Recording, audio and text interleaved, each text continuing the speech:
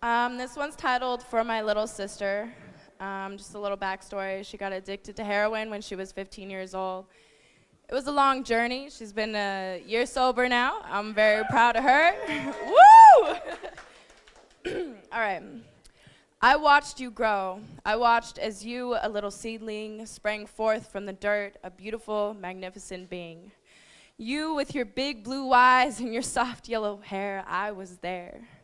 I looked at you and you looked back at me, bare, springing into the new existence of Heather Elizabeth Maxted, my little sister, my best friend, my anchor. And I held you, and I helped you grow, and I taught you.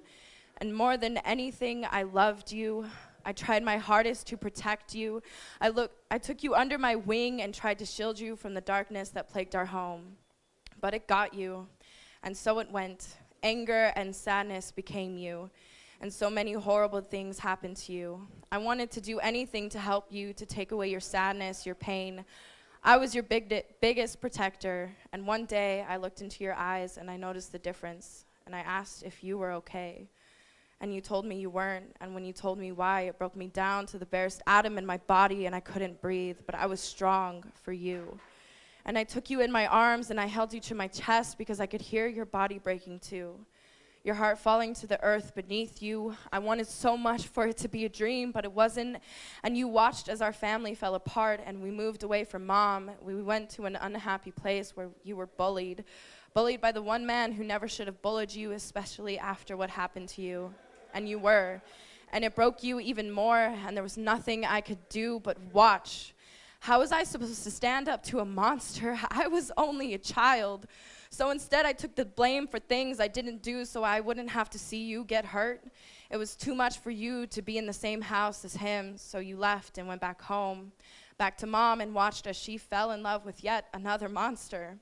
A monster who also hurt you and her and us, but it was better than being with him, a monster who shared blood, and you were all alone. I didn't come back until 4 years later. Everything was different. Mom was broken, you were broken, I was broken. And so we moved to Wyoming, and you met him, and you loved him so much. In fact, you stopped loving yourself, and you became hooked. Hooked on what he gave you, hooked on death, and I watched as you, a beautiful, magnificent being, stopped trying, stopped caring, stopped loving herself.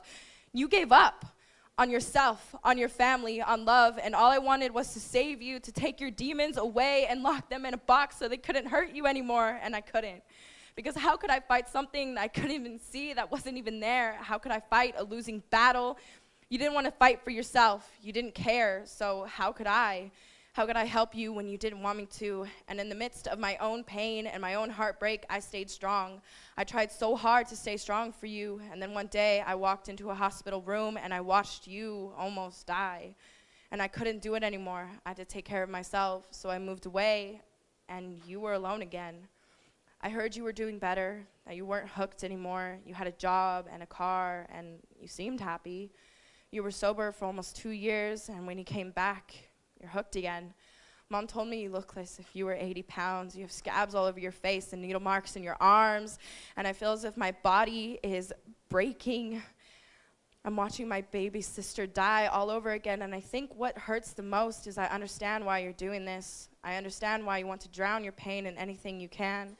I have pain too, and some days I want to do the same, but even in the hardest of days, I still love myself, even if it's just a little. And I hope one day you can learn to love yourself too, even if it's just a little.